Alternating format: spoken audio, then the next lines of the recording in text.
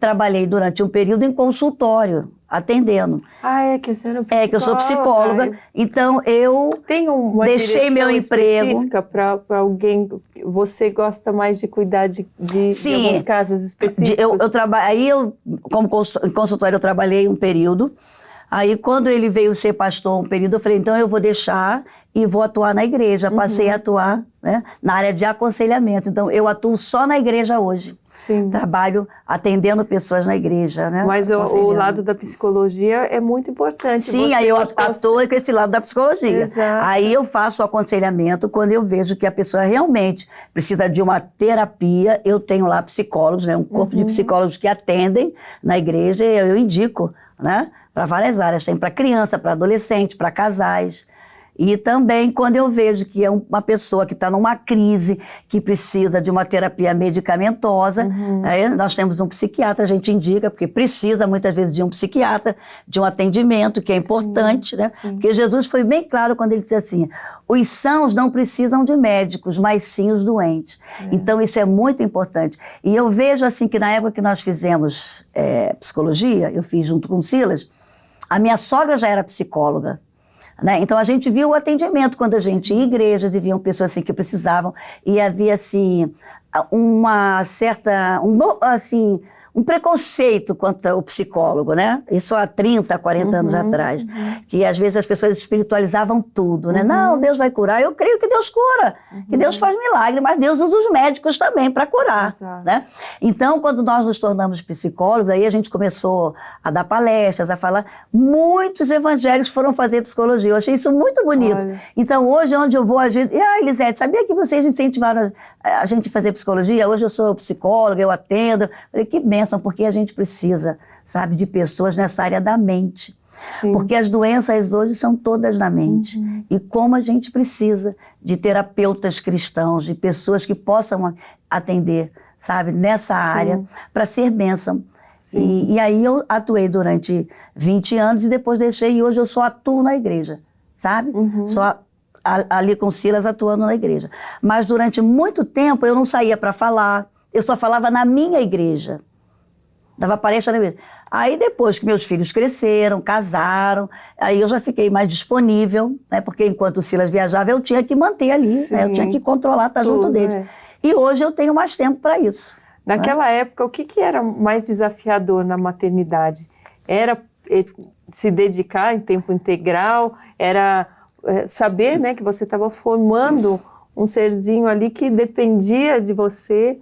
Ou era, enfim, administrar outras questões, sejam elas financeiras? Não, para mim, o mais desafiador é realmente a maternidade, né? Porque por mais que você leia, que você estude, mas cada filho é diferente um do outro. Então eu tenho 3 filhos, o tudo mãe de primeira viagem em todas as viagens, né? Porque cada um vem de um jeito. Isso que é o lindo, né? Com cada um você vai aprender algo diferente, sabe? Você vai ver como Deus trabalha com a singularidade e com a diversidade. Sim. Deus gosta disso. Cada filho vem com a sua singularidade, com o seu jeitinho, com o seu temperamento, com a sua maneira de enxergar a vida. E isso é muito bonito. Então, o que foi mais desafiador para mim, realmente, eu tinha 3 anos de casada, eu trabalhava, e quando meu filho Silas nasceu, foi quando eu te falei que o Silas... Então, foram 2 desafios, o desafio da maternidade e o desafio de viver pela fé, porque ele falou, você vai deixar seu emprego. Eu trabalhei na caderneta de poupança, letra SA, trabalhei 12 anos, e aí eu falei, Silas, você tem certeza, porque você também vai deixar o seu para viver pela fé. E ele, quando foi falar isso para meu pai falou, bom, naquela época era assim, vai viver pela fé? Eu vou levar lá para a igreja para saber o que a gente pode te ajudar, para o ministério da igreja lá, né, para os irmãos que eram da diretoria. Aí eu falei, Silas, mas a gente tem um aluguel para pagar, e eu vou ter o Silas pequenininho, como é que vai ser? Não, se Deus me chamou, Deus vai honrar, sabe? Foi um momento muito desafiador. Tanto eu estava grávida dele, sabe? E ele deixando o trabalho e eu tendo que deixar o meu também. Aí eu ainda consegui trabalhar até o Silas nascer, né? Trabalhei, deixei ele com uma menina 8 meses, mas aí ele falou assim, o meu marido é um homem de muita decisão.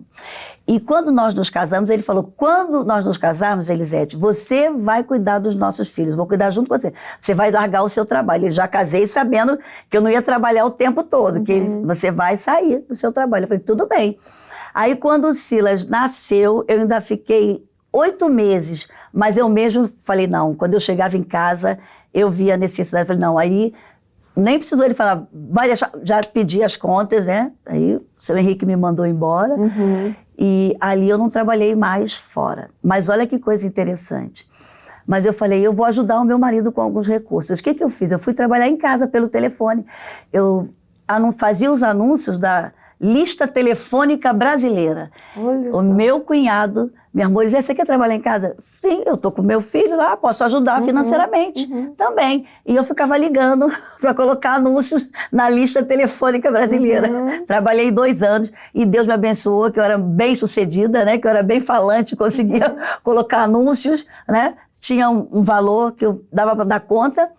Ajudar até o Silas, porque quando ele falou que ia ser pela fé, que ele falou, pastor, eu quero pela fé, que Deus tem me chamado, eu vou entrar na televisão, meu pai falou, tudo bem, vou levar lá ao ministério. E aí o que falaram? Nós vamos te dar, então, meio salário mínimo naquela época, como se fosse assim, R$250. Sim, uma ajuda de custo. Uma ajuda de custo. Né? Mas valeu a pena, foi ótimo, sabe? Isso aí, nós somos gratos a Deus. E um segredo que eu quero passar para você que está aí. Tudo que acontecer na sua vida, seja sempre grato a Deus. Nunca murmure, nunca reclame. Esse foi o segredo. Falei, tudo bem, pastor, vamos embora. Aí ele falou, vamos embora. E aí nós aprendemos a ver, ele tem mensagens aí que ele prega no início, né? A minha geladeira estava vazia, não tinha nada em casa. Para onde eu ia? Para a casa da minha mãe. Nessa hora é maravilhoso ter mãe, né? E como a casa da minha mãe tinha sempre gente lá chegando para almoçar. Então, aí eu ia para minha mãe muitas vezes lá, quando eu não tinha nada, vamos lá então almoçar na minha mãe. E lá meu pai mentoreou ele durante muitos anos, e lá ele conversava, aprendia, ajudava também na igreja, eu também ali fazendo alguma coisa, ajudando. E aí nós fomos vencendo. Pastora, dá para ver que você também tem uma personalidade forte. Sim. Né? E ele também. Como faz quando cada um tem uma opinião diferente sobre alguma coisa? Qual é o segredo? Gente, não existe casamento perfeito. Né? Existe um casal, né, que se compromete a firmar uma aliança, né, diante de Deus, em se amar na riqueza, na pobreza, na saúde, na doença, nas adversidades e na diferença de opinião. Então, o Silas tem um temperamento forte quando ele quer uma coisa, mas eu também tenho. Né? Ainda ontem eu estava conversando com ele e às vezes ele tem uma visão diferente, eu tenho outra, e a gente discute. Sabe, porque discutir faz parte, porque se você se omite e se você não tem opinião, você fica alienada no seu relacionamento, né? E você adoece. Então não pode, né? Você tem que ter. E a gente chega a um consenso, né? Algumas vezes ele cede, outras vezes eu vou cedendo também, né? E aí a gente, como a Bíblia diz, a mulher sábia, ela edifica a casa, né? Ela tem aquele ponto de equilíbrio dentro da sua casa. Então, muitas vezes, ela vai ceder para ganhar lá na frente. Sim. É verdade? Então, tá bem, querido. Então, é verdade. O Silas tem um temperamento forte. Eu tenho, né? Ele é bem dominante, né? Mas não há nada que uma mulher sábia não saiba conquistar e conseguir com sabedoria. Né? Então, a gente sempre chega a um consenso. Isso é muito importante dentro de um relacionamento. Né, num casamento. E concernente em todas as áreas, seja na criação dos filhos, né? Sempre concordamos na criação dos filhos, né? Quando tinha que chamar atenção, né? Se eu chamasse, ele concordava, se ele chamasse, vamos lá, tem que concordar, né? Tem que ter esse consenso entre o casal. Né? E também em relação ao ministério, né? Em relação à vida profissional, porque o consenso, eu digo assim para quem vai casar, converse bem antes, né? Coloque lá o que vocês vão resolver em todas as áreas da vida de vocês, seja ministerial, seja espiritual, seja financeira, seja profissional, é muito importante. Né? Então, antes de casar, ele já falou comigo, Elisete, olha, você, quando tiver o nosso primeiro filho, você vai cuidar dele, você vai... Eu falei, até eu tinha vontade de continuar trabalhando, né? Mas tudo bem, vamos embora. E eu gostei. Porque como ele começou a viajar, com quem iam ficar meus filhos? Eu tinha que cuidar, né? Sim. Então, cuidei dos 3, graças a Deus, os 3 estão aí, né? Bem casados, formaram a família deles também. Agora eu digo, a importância dele e minha foi vital, né? Porque eu sei que muitas vezes que alguém que é evangelista, que vive viajando, alguém vai ficar com um peso maior. E quem ficar tem que realmente ter a convicção do chamado, né? Do que Deus quer para a família. Isso é muito importante para que isso dê certo, né? E nós estamos casados há 44 anos.